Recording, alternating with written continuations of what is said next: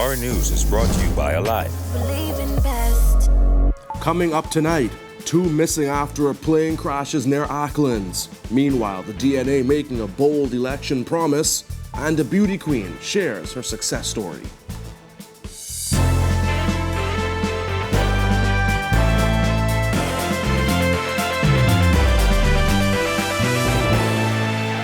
Welcome to our news, and thanks for joining us. I'm Jared Higgs, topping news tonight. In preparation for the arrival of the COVID-19 vaccine tomorrow, the Prime Minister and other health officials toured the facility where the vaccines will be stored today. Berthany McDermott has more.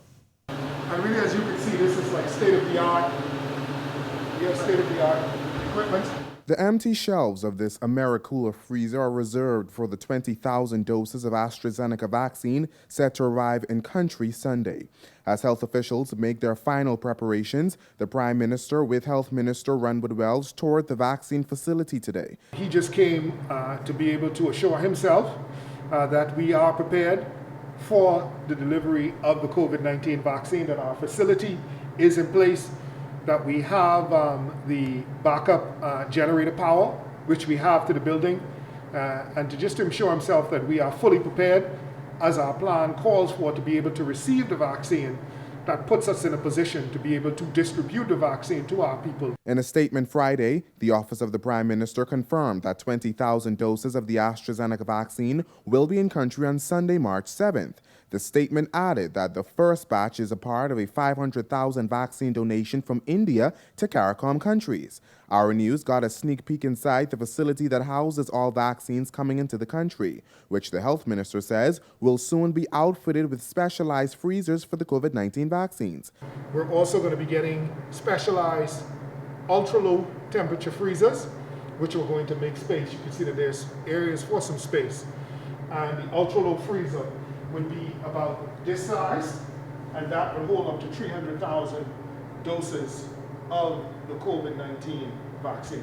But what about the family islands? We have smaller storage units that we will be able to put the vaccine in that can run on battery power and even small generators, and we'd be able to fly them into the family islands, plug them into a regular 120 volt socket, and be able to hold the vaccine in the family islands at the desired temperature. Some Bahamians remain skeptical about getting vaccinated, but according to the health minister, the skepticism is decreasing. Having a discussion in a void where there is no vaccine being deployed and folks not taking it, you can say all kinds of things about the vaccine as to what it will do to human beings. But once you have individuals actually taking the vaccine and folks are seeing these individuals walk away from such, then the likelihood and the fear greatly reduces. And I believe that that is what is taking place. Yeah. You have to trust the scientists. If you don't, we will not be able to come out of this pandemic successfully. And so we must rely on what the science says. Please, please do not just stick to social media. Reporting for our news, I'm Berthany McDermott. Air accident investigators are probing a plane crash near Salina Point, Acklands that has left 2 people missing. According to the Air Accident Investigation Authority, the accident involved a Piper PA-28 aircraft with United States registration N2932Y. The plane took off from Nassau with 2 people on board en route to Inagua and crashed near Salina Point. The plane left on Friday. Defense Force officers have been searching for the vessel. Police are investigating a homicide that took place on Friday night. According to police, it was around 9 when officers received reports of a shooting on Lyon Road off Sutton Street. When they responded, they were directed to a home where they found the body of a man in a room with apparent gunshot wounds. Emergency medical services visited the scene and pronounced the body lifeless. This male appeared to be in his early 30s, and we're appealing to members of the public who may have any information in respect to this incident to contact the police at 502-9991-9992. Meanwhile, 4 women ranging in age from 18 to 28 were shot while sitting in a vehicle on 2nd Street. That incident also took place on Friday evening at around 9 p.m. When officers responded to reports of the shooting incident, the women said they were traveling north along 2nd Street when they heard the sounds of gunshots. Moments later, the victims realized they had been shot. They were all transported to hospital, where their conditions are currently unknown. According to the High Commissioner of CARICOM, Bahamians must stop using laziness as an excuse not to take advantage of programs that the government is offering. George O'Bain reports. High Commissioner to CARICOM Ruben Raming defending the government this week against criticism that not enough is being done to help Bahamians who are not interested in a college education. The heated conversation took place on this week's episode of It's About Your Future with host Jerome Sawyer. Raming stating that more than enough avenues have been created by the government, but laziness can't be used as a reason not to take advantage of free tuition opportunities. Even the Bible says it is the duty of a king to search things out.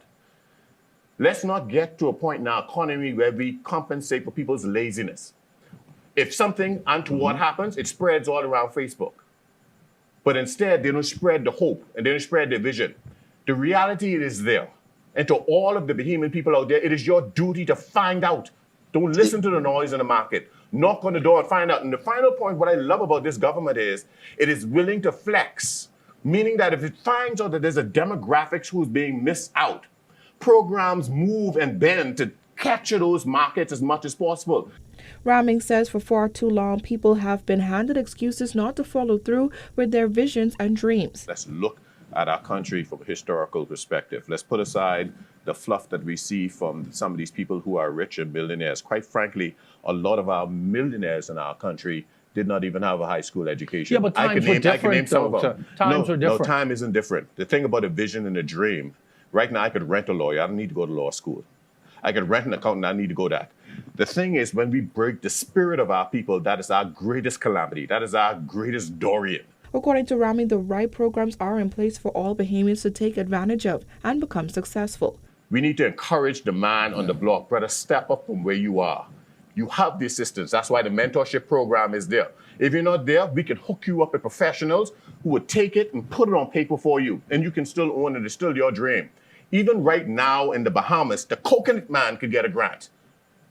But do they know that? Do they have access? They do know that because it's publicized all over the place. Publicized where, though? The thing about this is, the thing about this, though, and this is where personal responsibility come in. Reporting for our News Weekend Edition, I'm Georgie O'Bain. The collection of the gaming patron tax has been delayed yet again. Tourism Minister Dionisio Diagla confirming the delay while insisting the Minister administration has not given up on its goal to collect the funds. The Ministry of Finance is in the process of beginning to collect that. It was being rolled out in the gaming industry. I'll have to get an update on the mechanics of how that is rolling out, but it is the intention of the government to collect that. Last December, Ministry of Finance officials said winnings up to $1,000 would be taxed 5% and winnings exceeding $1,000 would be taxed 7.5%, beginning January 1st, 2021. Following the layoff at Baha Mar this week, opposition leader Philip Davis is calling on the government to do more to address the unemployment issue. Berthie McDermott reports. As more Bahamians join the unemployment line following layoffs at Baha Mar, Progressive Liberal Party leader Philip Davis says the government ought to step in to save as many jobs as possible. And I say that it did not have to be this bad. It definitely didn't have to be this bad. It's because of some missteps by this government that it is as bad as it is. And I think the government ought to be stepping in to find out what they can do to help save some of these jobs. Earlier this week, Baha Mar announced that it made the difficult but necessary decision to make more employees redundant. Our News understands a little over 100 employees were impacted by the move. This is the second redundancy exercise in less than a year. In June, Baha Mar announced staff reductions across Grand Hyatt, SLS, Rosewood, Malaya, Casino, and Shared Services. I found it rather astonishing that the Prime Minister will just sit in his ivory tower to wait for entities to come to them to discuss how they can help Bahamians keep their jobs. He should be going out to find out what he can do to help these entities to preserve the jobs of the Bahamian people.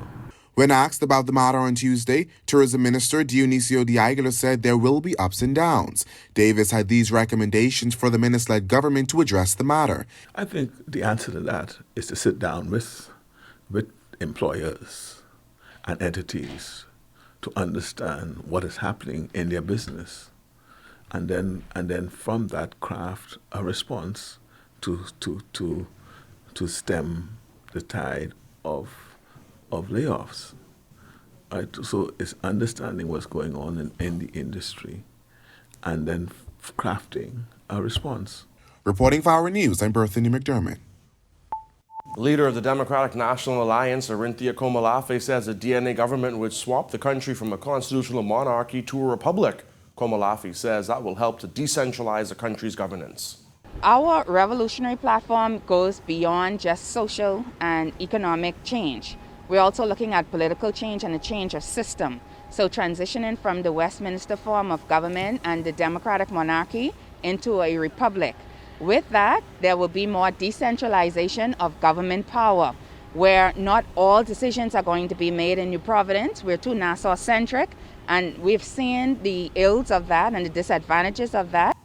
Komalafe believes that Nassau-centric way of doing things has hindered the growth of family islands. She made the comments during a stop in Grand Bahama on Friday. The DNA leader says more tax dollars would go to the family islands under a DNA government. There's going to be more autonomy, more power, more authority on these islands, where they will be able to look after themselves. They'll be able to plan for their own infrastructural needs. And a lot of the revenue that they collect will not all just go to the consolidated fund in central government and in New Providence, but they will be able to get back a portion of the revenue that they themselves create to be able to develop their islands to the best of their interests and in the interest of the residents of that island. So to come on our news, the SLS looking to have more locals stay, and the company touts the security features on its mobile wallet. Stay with us.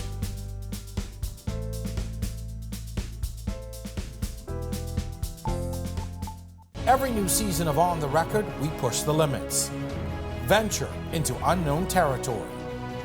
We take our cameras into places unseen before. We share the stories and experiences that affect us all. And now it's time for Season 5. On the Record, Thursdays at 8 p.m. on RTV Cable Channel 212 and streaming live on Facebook on the R News Bahamas page.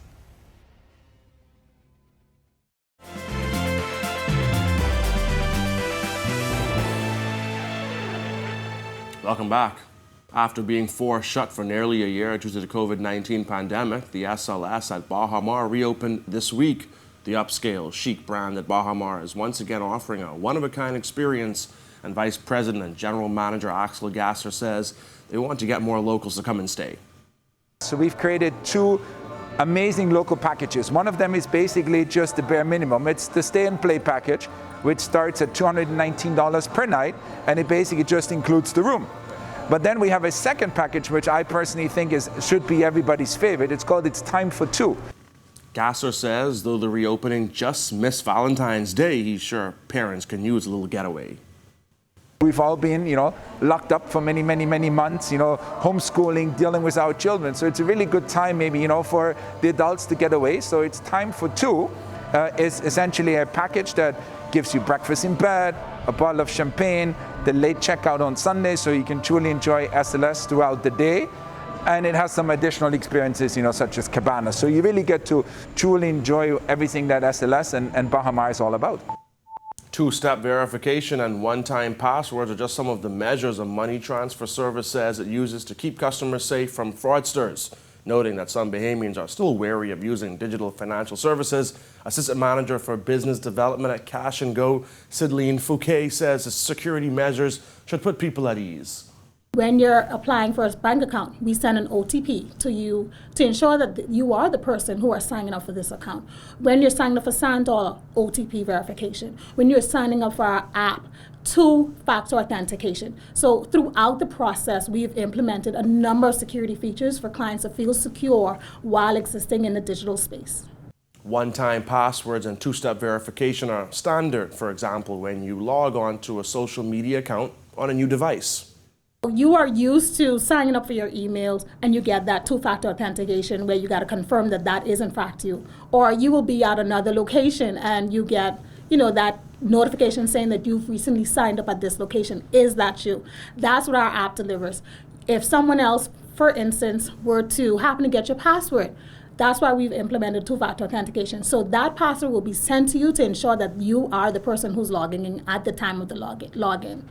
The assistant manager says they also have a security feature for passports. In our app, we have the electronic authentication for passports to ensure that that person who's signing up with the passport, we do the selfie to ensure that that person is the actual person signing up and they are the person.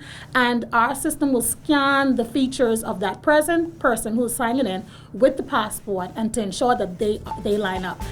When our news comes back from the break, a beauty pageant winner celebrates her success. Stay with us.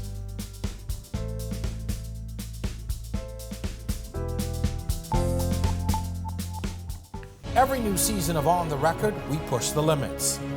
Venture into unknown territory. We take our cameras into places unseen before. We share the stories and experiences that affect us all.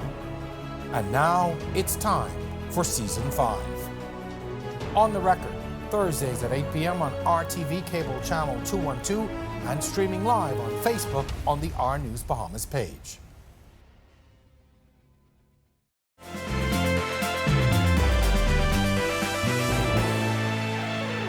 After an intense online competition with women from around the world, Naisha Tillis emerged victorious and is set to represent the Bahamas at Miss Supranational in Poland this year. It was a dream fulfilled for this 28-year-old who says she's put her all into it. Kyle Joaquin tells us more. I'm excited that I didn't give up. And it was one of the questions that I was asked in my final Q&A as well. When is a good time to give up? And for me, I'm glad that I never did. After months of garnering votes and support from around the world, 28-year-old Naisha Tillis beat out 40 other beautiful women, hoping to represent their country at this year's Miss Supranational competition in Poland. Round after round, Tillis made the cut, from swimwear to evening gown to interviews where she was able to show who Naisha is. 44 young women from around the world, from England, who was actually first runner-up, and she's representing England at Miss Supranational as well. We had another delegate from the Bahamas, Catherine Weish, who competed also. We had Africa, you name it, Australia. We had persons from all over the world. So it was pretty exciting. And then there was the moment that she found out she won. I did my final Q&A for top 2 at 5 a.m. because there's a time difference with here and Poland. And after my interview at 5 a.m., I got a message at about 5:30, 5:40 saying, there's a glitch. We don't want you to be at a disadvantage. I want you to do your question over so that the judges can properly evaluate you. So I have to repeat one question. No problem. Okay, let's go. The question is, how would you react if I tell you you're the winner of the first Miss Superstar? Wait.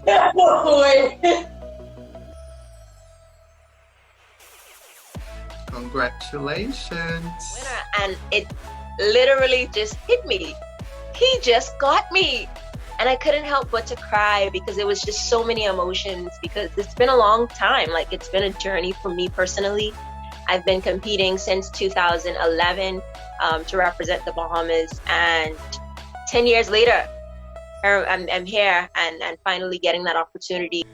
A philanthropist and events coordinator in the Office of the Dean of Students at the University of the Bahamas, Naisha has a love for people and sharing knowledge. I wrote a book called Uncaged, Release Your Inner Queen, and I actually talk about my pageant journey because it's been a journey. My story with regards to self-identity, finding myself and understanding my worth and building my self-esteem to being this young lady that I am now, because I wasn't always this confident.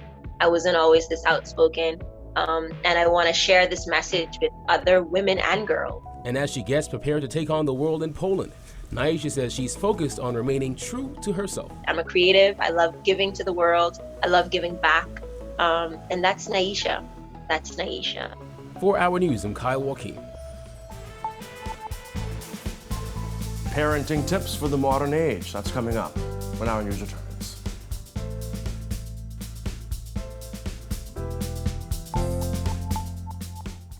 Every new season of On the Record, we push the limits. Venture into unknown territory. We take our cameras into places unseen before. We share the stories and experiences that affect us all. And now it's time for Season 5. On the Record, Thursdays at 8 p.m. on RTV Cable Channel 212 and streaming live on Facebook on the R News Bahamas page.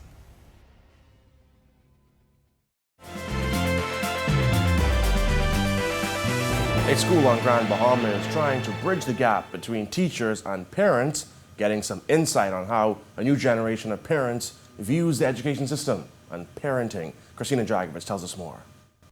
A veteran educator and administrator is helping teachers at Tabernacle Baptist Christian Academy to get on the same page as the millennial parents they are now interacting with through the education system. It's very important that we understand the parent, understand the child, and understand how we can work with the parent in order that the child can be successful in school. Acting Assistant Director of Education for Grand Bahama, Yvonne Ward, put 21st century parenting into perspective for educators, a session that was eye-opening to some and helpful to many. We really need to understand the way parents are thinking today, because we have so many parents who are saying, oh, my mom did this to me, I don't want to do this with my child, even though in a lot of cases the parenting style of their parents produced some outstanding citizens in our country. Deputy Administrator at Tabernacle, Nora Spain, says today's parents are different from those 10 years ago, and the best thing teachers can do is recognize and understand the influence that the home life has on the school day. Because sometimes we may get into parents' personal business, but that's not the issue. Let's understand this child, let's understand the parent, and let's stick to the issues. If we stick to the issues, then we can have better schools. Last week, Bahamas Union of Teachers President Belinda Wilson spoke out on an issue between a parent and a teacher that spilled over onto social media. It resulted in the student being transferred to another class and the possibility of a police report being filed. Bain and school principal Ashell Bain agreed that getting a better understanding of parents is key to helping students get the most out of the school system. There are some permissive parents.